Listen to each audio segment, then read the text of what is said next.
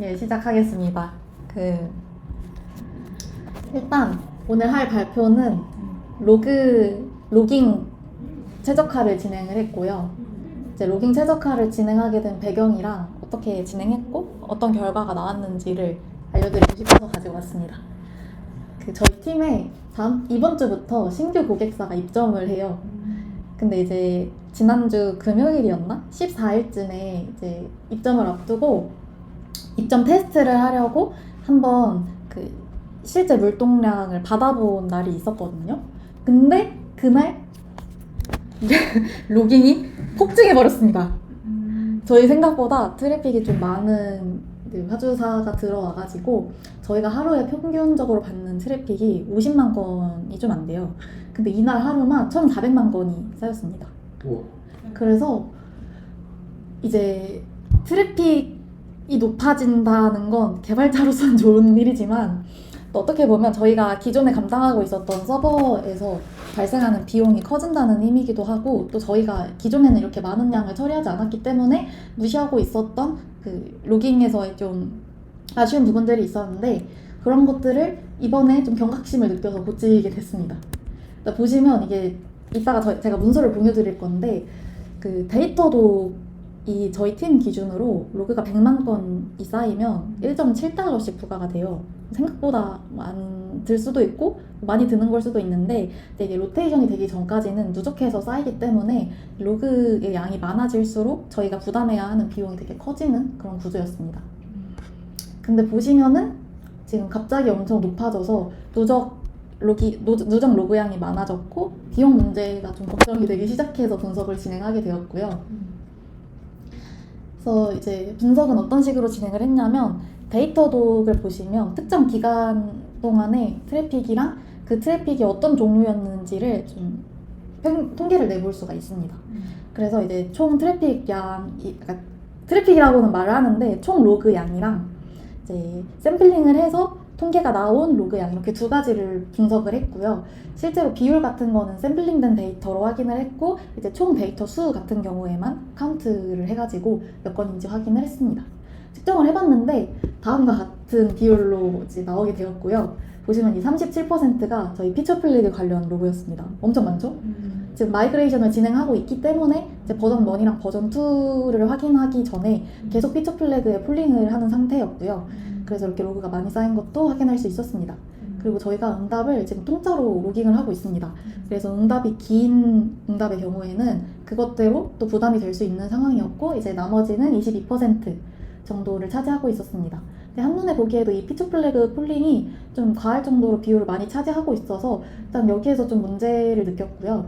이제 이거를 비용으로 계산을 해봤는데, 이제 시범 운영할 때 1,400만 건이 찍혔는데, 이게 하루만 갑자기 찍히는 게 아니라 저희가 당장 이번 주부터 계속 처리를 해야 되는 양이었어요. 그래서 하루에 저만큼씩 쌓이게 된다고 가정을 하니까 비용이 무시하기가 좀 어려울 정도로 많아지더라고요. 그래서 이 피처 플래그만 하루에 520만 건.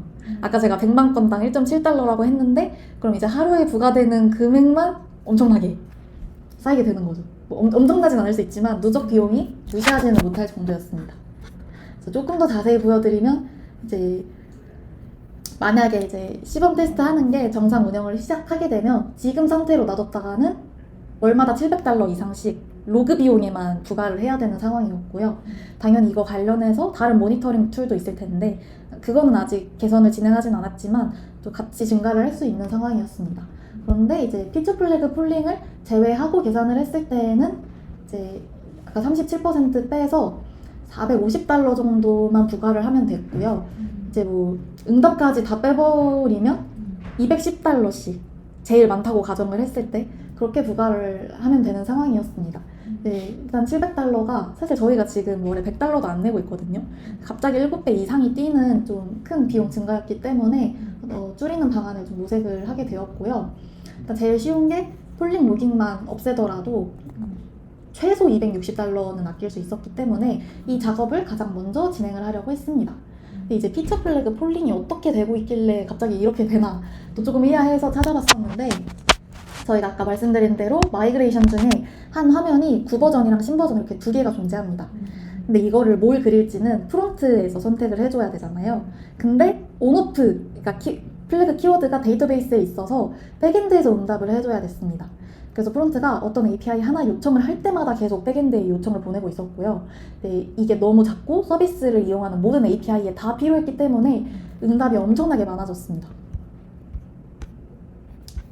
네, 약간 근본적인 문제는 이걸 진짜 필터링을 했어야 됐는데 저희가 지금 인터셉터를 사용해서 요청이 들어올 때마다 로그를 남겨주고 있어요. 그래서 응답값에 대해서는 로그가 다 남고 있는 상황이었고 이제 사실 이 응답값을 보면은 바디에 이 스테이터스 on밖에 없거든요. 근데 이게 너무 많아지니까 또 비용 문제뿐만이 아니라 저희가 실제로 운영상 발생하는 문제를 찾기에도 이 노이즈가 너무 심해져서 찾기가 힘들어지는 문제까지 추가로 발생을 하고 있었습니다.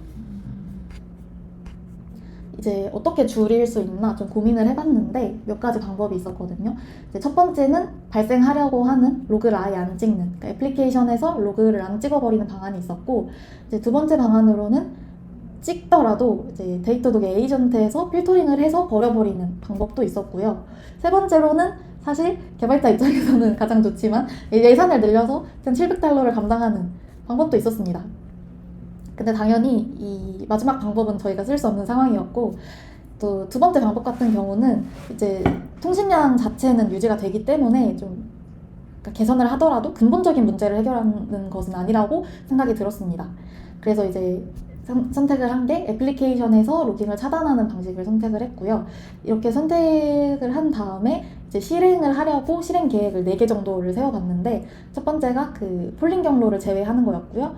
또 로그 이번에 찾아보면서 알게 됐는데 저희가 레거시 때부터 500이랑 400에 전부 다 인포나 에러 둘 중에 하나로만 처리를 하고 있었어요, 로그를.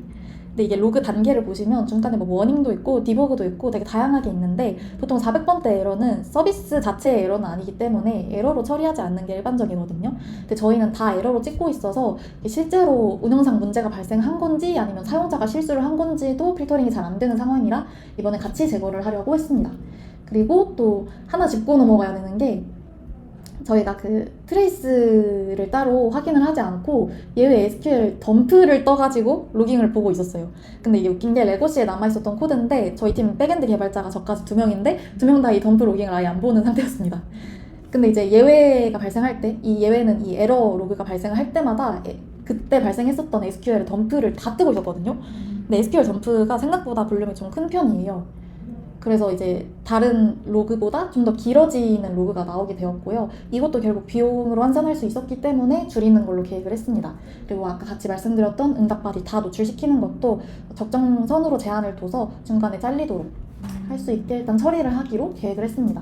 근데 지금 우선순위가 높은 게 1-1번이라고 생각을 해서 폴링 경로 처리를 했고요. 이건 저희가 운영상 편의를 위해서 지금 우선순위 1번까지는 진행을 한 상태입니다. 어떤 식으로 진행을 했냐면